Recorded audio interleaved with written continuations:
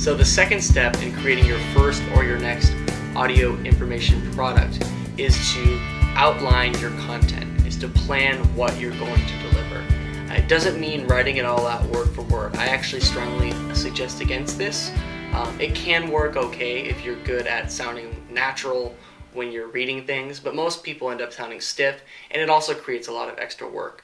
So what I recommend is that you just think of, once you've got your main topic nailed down, think of larger topics within that topic, where that conversation might lead if you were having a conversation.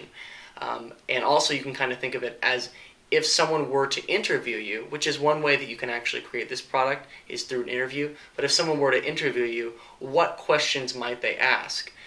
Even if you're not being interviewed by someone else, you can still answer questions that might come up in an interview. And then based on each of those little questions, think about little subtopics that you're going to address. I think an ideal length for a first information product that's meant to be sort of a lower end or a free product that bring people in to your business and get them more acquainted with you and establish your expert status is around an hour long.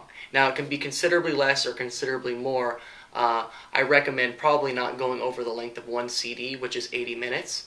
And you can also go much, much less. It kind of depends on your target market, but I think 45 to 70 minutes is a really good idea to keep within those constraints.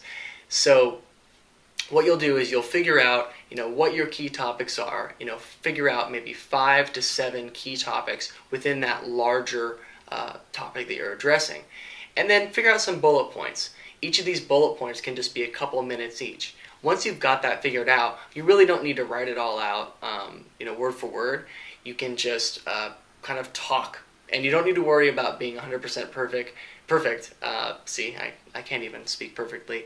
You can do a little editing afterwards if you want, but most of the time you can just produce it the way it is, and people will get to know you better and like you, imperfections and all. Really focus on the content, not the perfection of delivery, not the quality of the audio, and we'll get into how to actually create the audio in the next tip.